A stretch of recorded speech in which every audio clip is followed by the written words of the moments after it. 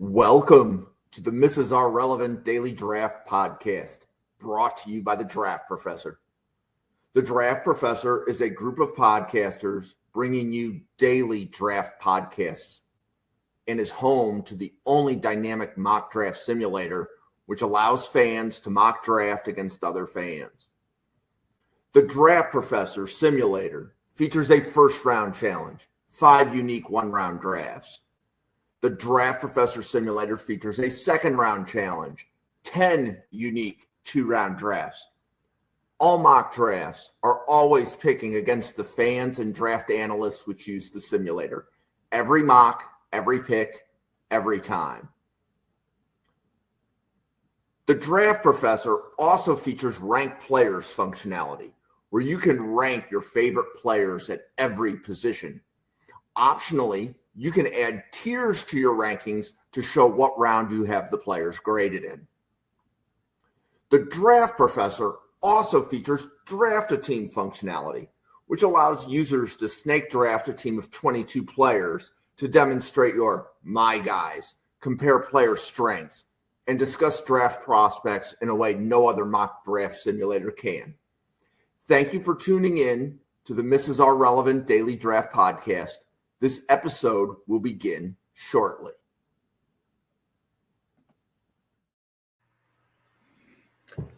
Well, welcome to the Mrs. R Relevant Daily Draft Podcast. I am joined by Mike and Tim, and we're going to be going over a safety big board in a few minutes. But before we get going, Tim, it's your first time on the channel. Welcome to the Draft Professors. Thanks for being here. It's good to be here, man. I've been writing just as a fan on the side and following mostly the Packers draft process. So it's really cool to get in here and get a perspective that's not like Packers centered. So looking forward to it, man. Awesome. Mike, I believe this is your second podcast with us. Welcome back. Yeah. Thank you. Appreciate you having me. Cool. So we have 2 safety big boards. We have Mike's list on the left with Tim's list on the right. You both have the same safety one. Mike, what do you like about Malachi Starks? Yeah, I feel like we're getting close to the draft, so, bold opinions come out. But I feel like a lot of people are just overthinking Starks. I feel like he's kind of the clear-cut safety one, just a mix of just size, speed, just athleticism, versatility. You can plug him in, cover 2, cover 3, playing in deep blue. You can have him in the slot. I'd like to see a little more technicalities in his coverage, but overall, just a real stud at the position. Real leader in that Georgia defense this year. It was a little down year compared to his 2023, but, just the pure traits, it's what you're looking for at the position. Mm-hmm. And Tim, how about you? What do you like about Starks that has him at number 1? I'm 100% with Mike on the overthinking beginning a little bit early on Malachi Starks. I think he's got like Mike said, the size and the speed. And the way that you see that on film is he's one of those classic side to side defenders or sideline to sideline defenders. He can hit. He's going to hit the full range of the field. He is a safety that you can trust in the deep middle of the field to cover all the trash that's going to get through. And he can also roll down into the box. He's not the strongest tackler in the world, but I mean, he can hang in there one-on-one against SEC running backs. And that's about all I need to know for my tackling and my safeties. And one of my favorite things that I think they just coached this really well at Georgia, because it was something I saw in Javon Bullard last year, is he has got a really solid stack and shed technique when he's meeting offensive linemen. I'll be interested to see what his arm length is like, because last year Javon Bullard kind of hid some of his shorter wingspan while still being able to take on offensive linemen in the run, stack them up and shed them. And Malachi Starks does that too. And he makes tackles after he gets off of offensive linemen. So, I mean, for the coverage things that you're going to get with him, for the ability to be a good tackler, and then also just the ability to be a contributor who's going to stuff up offensive linemen, you're getting a really well-rounded player in Malachi Starks. I don't think, he's going to be a top 10, top 15 guy. Nobody in this class is quite there. But as far as just getting a pro-ready safety who is going to continue to get better and actually could fill out his frame a little bit on top of that, I don't think you miss with Malachi Starks. And Tim, you have Andrew Makuba at number 2. So this is almost planting a flag. So what do you like about Makuba that you have him at the second safety on your board? One of the things that I love, and this might just be a little bit of recency bias, because last year I overlooked this in a safety in Evan Williams that the Packers ended up drafting a little bit late. But Makuba's got the ability to sort of hover around the middle of the field and sort of read and react to quarterbacks' eyes pretty well. He's a really dangerous threat as a robber, and so you're going to miss a lot of things in his run defense and his run support. He is a really slight defender. He's pretty skinny, and he doesn't really have a ton of room to add weight to his frame. He'll probably weigh in, if he packs on a few pounds, he'll probably weigh in at 190, and that's probably going to be his play weight for his career. If he gets much bigger than that, I don't know how well he plays. But what you're getting in Andrew Makuba is a dude that, if you're just looking for a nice coverage safety to complement maybe a stronger run dominant safety, or if you have a really well-rounded defense that can kind of plug up a lot of run holes, I think as you get into the later half of the first round and the early half of the second round, there's some places that Andrew Makuba could be a really good fit while not being a huge run support defender, for a defense that already has that run support kind of figured out. And Mike, you have Nick Emamori as safety 2. So what do you like about Nick Emamori? Yeah, I just like, I'm a big fan of these types of players just throughout the years. That kind of linebacker, strong safety type hybrid, he moves like a safety, but, these measurements might not be exactly correct, but I have him 6'3", 227. So somebody that can fly around the field at that size is just definitely a chess piece for defensive coordinators to use.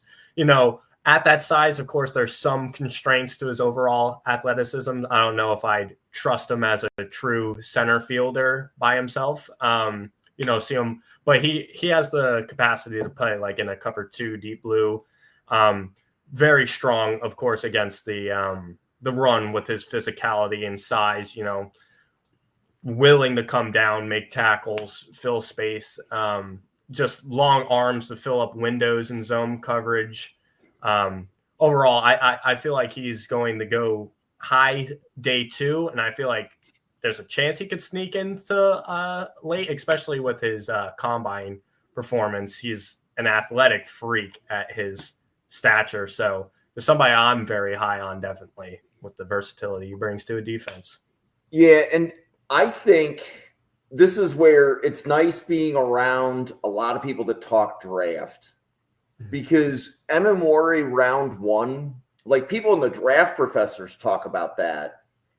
I don't know how many like published mock drafts have him going in round 1, but there's definitely Vikings fans that are in my feed that say Emamori, Vikings round 1, get him with Brian Flores, and Harrison Smith is the safety in Minnesota, right?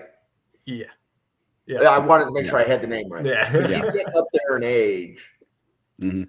So being able to replace that, I know that the Vikings need defensive backs in a couple of other spots, like a corner, but Emamori to the Vikings in round 1, and then I think I heard Locked On Scouting say he's not going to get past.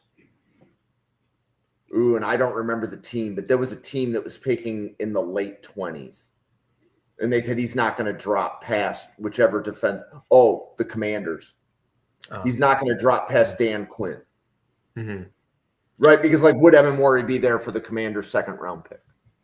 Yeah, I don't think he'd be there for their second. So Right. I could definitely see him in that consideration mid to late 20s in the first round. You bring up the Vikings. Flores is definitely somebody that his defensive mind, being able to use his skill set, plug them in different areas. They like to run a lot of different schemes in the back end and stuff. So different types of coverages. So I definitely agree that would be a good fit. Okay. And then, Mike, the next safety you have is Xavier Watts from Notre Dame. And ironically, that's Tim's third safety too. But, Mike, what do you have on Xavier Watts? Yeah, so I think we both have Watts at 3. But, just a stout coverage man. Like him in zone, very instinctual, can fly over the field, true, free safety that you're looking for. He's pretty effective as a run defender. I feel like there's some that are a little more competitive in that range than him, but he's not afraid to get his hands dirty in the run defense. So I feel like, and especially near the tail end of the season, he really exploded. Just you're seeing something on tape almost every week from him. So definitely one of the better safeties in this class. And Tim, what do you like about Xavier Watts? Yeah, I think the well-rounded aspect to Xavier Watts' game is what has him here for me. I trust him in coverage as a deep man. I trust him a little bit rolling down into run coverage too. But I think what Mike pointed out about some of maybe a possible limit in his strength is right on. But he is not afraid, like Mike said, to just mix it up and get in there. I think any limits that he has in the run game is just going to be about how well he can add to his frame in the pros if he can, because that dude just launches himself into tackles. And sometimes he can get a little bit gung-ho and then he'll miss, the pursuit angle isn't great because he's kind of ramping up to try to like compensate for the weight that isn't on his frame. But I think a lot of coaches would much rather work with that than ever have to try to coach a guy who you have to tell to get aggressive on defense. Xavier Watts is pretty sound in coverage. His hips flip pretty easily. His feet don't get mixed up. And yeah, he whatever concerns I have about his strength, I mean, the guy's got tackles that you can chart all over the field. So he's going to bring people to the ground, or he'll at least give a good thump just to cause a little bit of cause for pause so that other guys can come in and clean up and help with assisted tackles. Okay. And then, Tim, your fourth safety is Nick Emimori. So what is about Emimori that you put him under Watts? The concern I have with Emimori is something that I might be a little bit over worried about, but I do worry about how he's going to work in the short area speed of his game, particularly in responding to run plays where, you got to work through a lot of trash as a safety. Sometimes, you're going to be in a defense where linebackers and linemen are going to be eating up every gap. And then you have to kind of work through that trash to get to the running backs. It's not so much a concern of his like vertical speed or his long speed, but more how does he accelerate in those short burst areas? And that concern also kind of comes up in his coverage for me as well. But that said, he does still flip his hips pretty well. His feet are are very nimble. I really want to see his 3-cone time. And honestly, this is something where the margins are really thin between Emimori and Watts, especially given what Mike said about Emimori's frame. You don't get a lot of Derwin James type builds that come into the draft at safety. It just doesn't happen a lot. And I think fit is something that could really launch Emimori from this 4 spot to like a number 2 overall safety. I hadn't really considered the prospect of him learning under the tutelage of Harrison Smith. And I've got Vikings fans in group chats now that I think they're gonna hang on to that, because I mean, what would every Vikings fan love more than another like 10 years of Harrison Smith? So if there's something really to be learned there from a veteran like that to pass on to Emimori, that'd be sick. So my concerns really do just come down to that short area speed that I think Makuba really, really handles well in coverage. And I do definitely lean towards guys who can cover well, especially that middle of the field man-free safety. And I just have a few more concerns about Emimori in that middle of the field spot than I have about Makuba and Watts. And I would say that's really between the short area and the run support and that middle of the field coverage. That's what throws him down there, but there's not a giant gap for me between 2 and 4. This is really splitting hairs for me. Okay. And 4 for you, Mike, is Kevin Winston Jr. And had we had this discussion in September, there were some that had Winston as safety 1, and you have him as safety 4, and he's injured. I don't know if he's even going to be able to test at the combine, but what do you like about Winston enough that you're putting him at safety 4?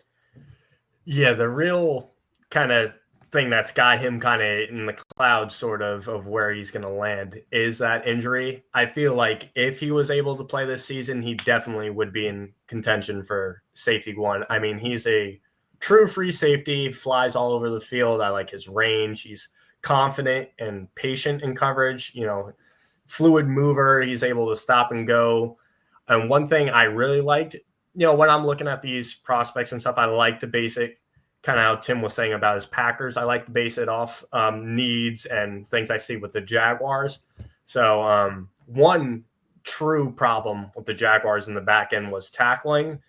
In 2023, I don't want to be a liar, but PFF had him at 2% and change missed tackle rate. So he's one of the free safeties that are willing to come down and, get dirty in the run game, confident in space tackling. So something I value a lot. And, just being a coverage player too, a mix of that both. I feel like he's an instant plug and play starter in the league. It's just, how is he going to recover from that ACL injury that was very mixed in the air? It was just reported he was going to miss like a week or two, not really disclosing what the injury was, and then he just ends up missing the season. But it's definitely, the stock's going up or down, how he recovers from that. It stinks we're not going to see him, I think, at the combine, like you said. But if that recovery goes well, I feel like somebody's going to be very lucky landing him day 2. So you think he's going to go day 2? I believe so. Good. Tim, you have any thoughts on Winston? I really like Winston. I think very similar player to Xavier Watts. Just I think all of his play is stepped up a level from Xavier Watts. I think they might come in at like the exact same height and weight too. Like they're very similar players physically. But the big concern for me was Winston. If I had to put a number 6 in this draft, it probably would be Kevin Winston Jr.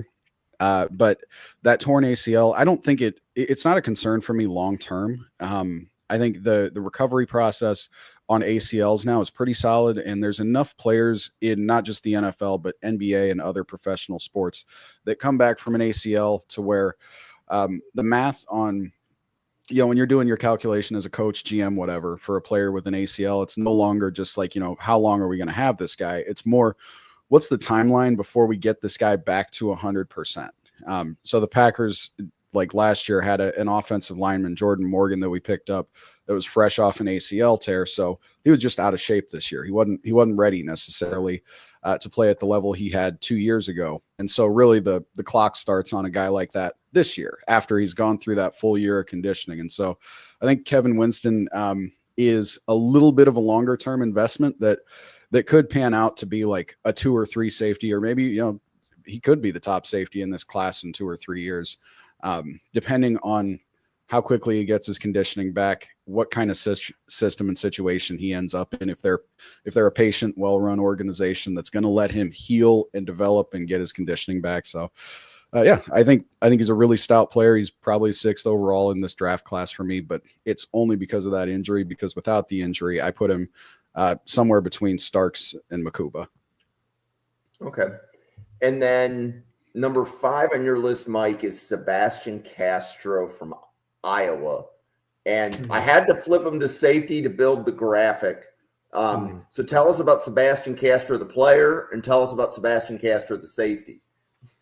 Yeah, so I see in the league, he's going to translate better as a slot corner, in my opinion. So I was kind of on the verge of either having him here or, corners. But I feel like he's a high floor guy, but that also plays into it. We'll get into it with his age and stuff. Really high IQ, just seems confident in coverage, not really shook. That Iowa defense, they're not very, very flashy. When they win games, it's like 13-10. They're just a stout defense. I feel like we've seen with, this year, Cooper DeJean coming out of there. they just produce, I feel, NFL ready guys. He's an older guy. I think he's going to be 25 during his rookie year. He's 24 now, I'm pretty sure. But, stout against the run. He's got like a short, stocky frame, operates well out the slot. There's some athletic, ceiling concerns, and especially being an older rookie. I just feel like you're getting somebody that's already sort of developed being an older player. I feel like, this is getting to the range where we're getting near top day 3 guys for me personally.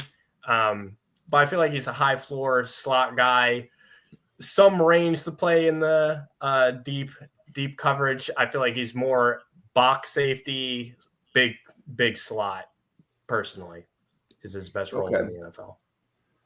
And Tim, do you have anything on Castro? I don't have anything on Castro, but just to Mike's point about kind of evaluate, I think Mike is really spot on in terms of evaluating a guy who can play slot corner in this safety group pretty high, because that nickel position is something that's really, really valuable now. Guys get recruited to play nickel, guys get drafted to play nickel, and guys get paid to play nickel.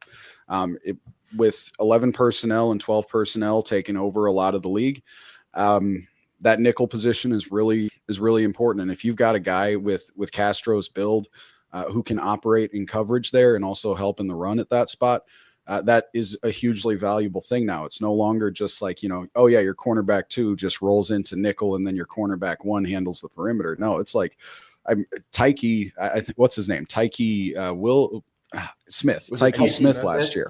Yeah, from Georgia. Dude only played nickel at West Virginia, got recruited to play nickel at Georgia, and he got drafted to play nickel. So you can make a career out of it now. And so I appreciate Mike throwing a nickel into like a serious consideration, because that's where we're at. Yep. And then Tim, you have at safety 5 Malachi Moore from Alabama. So what do you like about Moore that you have him as safety 5? Potential.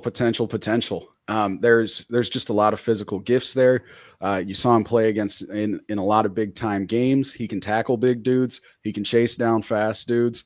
But he can also really miss on some angles. He can whiff on some tackles. And so I just would love to see a lot more consistency. I found myself really, when I was watching Malachi Moore, I would almost be rooting for him. I'm just like, dude, just keep it tight, because you've got all the gifts. And a guy like that, you never know if somebody's going to figure everything out in the league. But you hope that a guy with Moore's gifts can kind of put it together. But also you also just don't know how much of that in the last couple of years has been on the demise and departure of the Saban era. There's been a lot of shifting sands in Alabama. And when you have changes in coaching and changes in personnel, safety is a position that really does get hampered, because then you're sort of like the guy that no one really thinks about. It's like, he's going to figure everything else out. So he could kind of be a victim of circumstance, but I would have just liked to have seen a lot more consistency and tight play. But the gifts are there. He's got the physical gifts to be a top guy. It just didn't quite show up this year. And Mike, what do you like about Moore that you have him at 6 above a guy like Andrew Makuba? Yeah, I think Tim pretty much hit it on the head of the nail. It's, you're getting that athletic traits, the raw stuff you're looking for in the player. It's kind of just wrapping everything together, because, you'll see flashes of him come down and support in the run defense. And it's like, that's what I want to see. And then maybe 3 or 4 players, it's like, yikes, like it's a bad miss, So it's really finding consistency in his game. I feel like getting in, the right program, right franchise, having the proper coaching to get him kind of in line with everything. Tim kind of hinted at that, being at, a lot of shifting pieces at Bama now.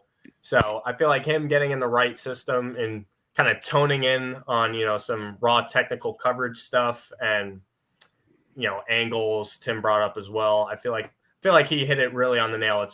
You're drafting for the potential, what he brings just athletically, trait-wise, and, having a patient program and letting him grow in your defense. Okay. So let's pause for a quick commercial. Tim, welcome to the channel. Do you want to introduce yourself, tell everybody who you are, how they can find your content? Yeah. Let me. So I am just a guy who I like to follow just obscure things about football. And about 8-9 years ago, got into the NFL draft.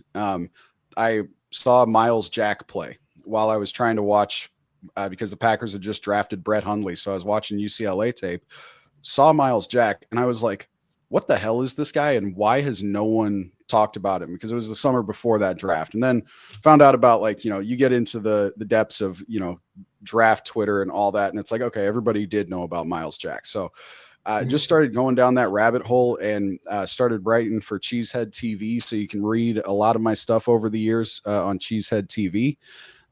I've gotten some things really, really right. I nailed the profile on Alvin Kamara. I nailed the profile on Lamar Jackson.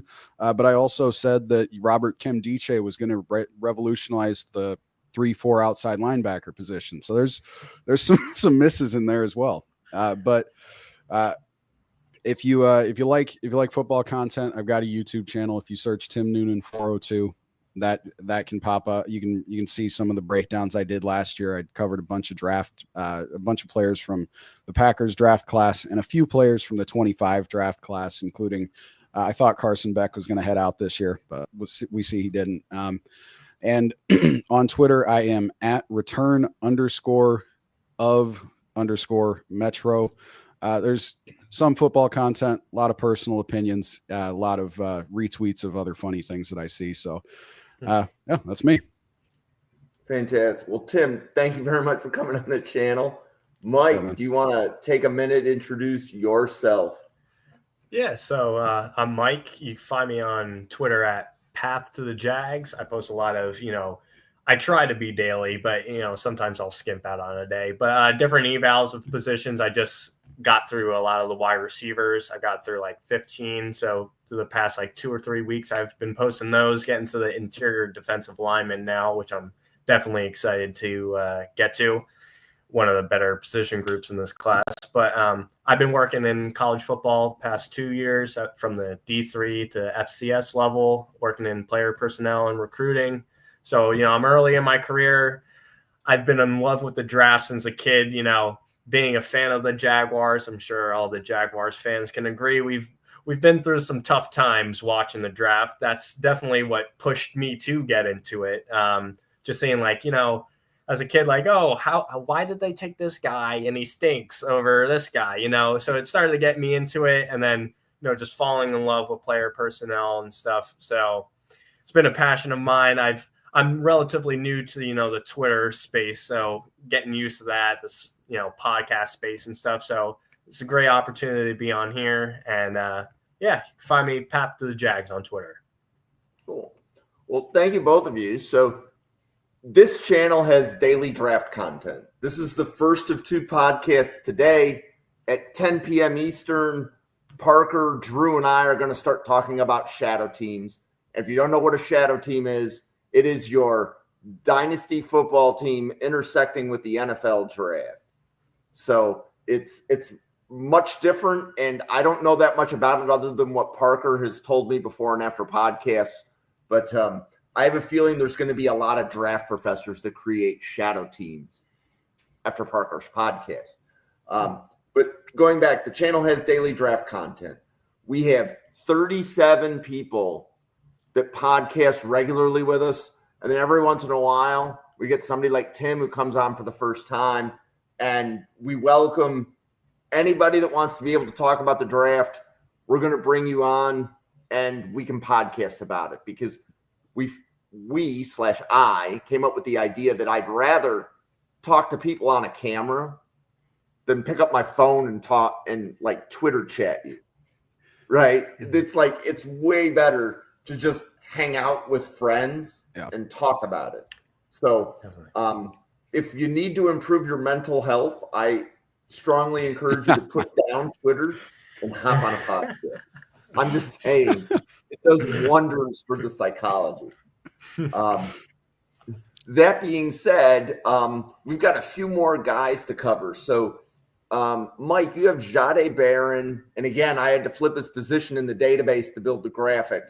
You have Barron as your 7th best safety. Yeah, so getting to Barron, I'll be completely honest with him. My eval was very early in the season when I got to him. So he wasn't fully switched to that outside corner position where I think actually he'll benefit. But I feel like he's still in, what he brings from an athletic standpoint, confidence in coverage, being able to make plays on the ball, this pass deflection, interception numbers. He's just a really strong. I've seen comps to just his versatility. Recent Lions pick. I'm blanking. Branch. Yeah, being that versatility, safety, you can plug him in at in the deep end, have him play the slot, play at corner. I feel like he's going to go a lot earlier than what I seen him early November, having that versatility to play outside corner. He played a lot of the star role in that Texas defense, but he's really instinctive in coverage, and I feel like he brings a good skill set to a defense in the upper level.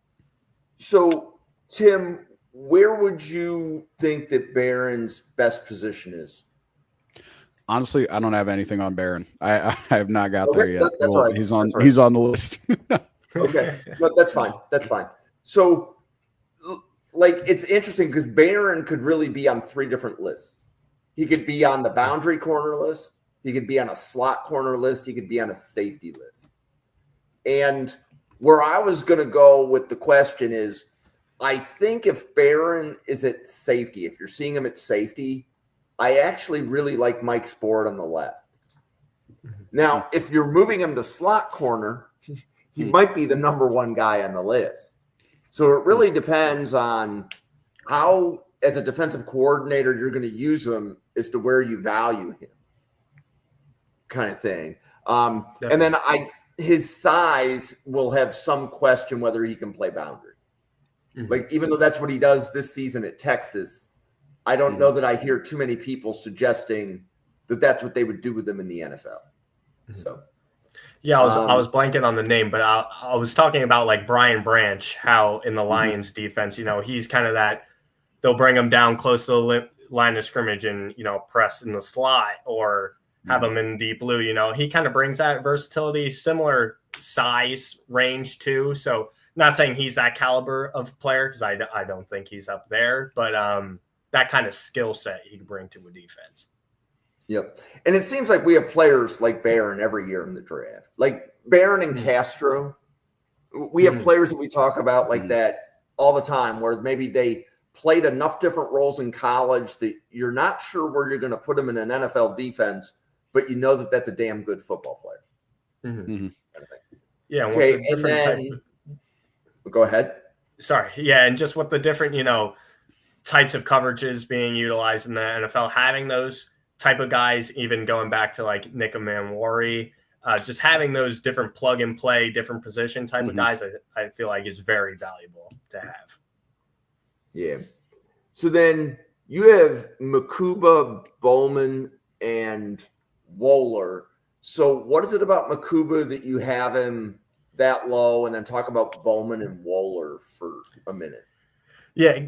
These last 3 also I checked out earlier in the season. I think Makuba's taken a lot of steps. I don't know if I've had him all the way up at 2, but I feel like he's shooting more into that 5'6" range for me. I like his athleticism. There's some raw things he can fix in coverage. He's a fluid mover. It's more instinctual stuff. He can sometimes bite on double moves and things like that. So just being more calm and collected in coverage, I feel like he can work on, but he's definitely progressed since I've seen him. Getting to Billy Bowman, fan of him. He's very athletic. I liked his performance, things he showed out at the Senior Bowl. I feel like it helped him a little. One thing, the big concern with him is his tackling. I kind of hinted that with Winston. There was constant plays I've seen in coverage that, he might be in the right position, right time in coverage, but then just blows a tackle in open space, like egregiously, that leads to like a 50-yard gain and just things like that. I feel like he really needs to work on tackling in open space. It's something just I tend to value a lot. Being that last guy, I want confident tacklers I can rely on in the back end. So athletically, he brings a lot. I feel like he'll benefit actually being in the slot too. Maybe not, eliminate that space in front of him and let him use his athletic ability in the slot. I feel like would be a benefit for him. And then cutting off with Hunter Woolen, he's kind of in that same player type category as Nick Amamori. It's just a lot of more athletic constraints. I wouldn't be confident with him as like a center safety, but very physical against the run, again, large frame, fill gaps. I feel like he's primarily a box safety, plug him in on rundowns, at least to start his career at the next level. Mm-hmm. Okay. So that kind of rounds out the safety big boards. I appreciate both of you coming on, and if you guys could stick around after the podcast closes, I do have a couple questions, but we will close out this podcast on behalf of the 37 podcasters at the Draft Professor. For Tim, Mike, myself, thank you very much for watching, and we will see you on a podcast again tomorrow. Thanks, everybody. See you guys.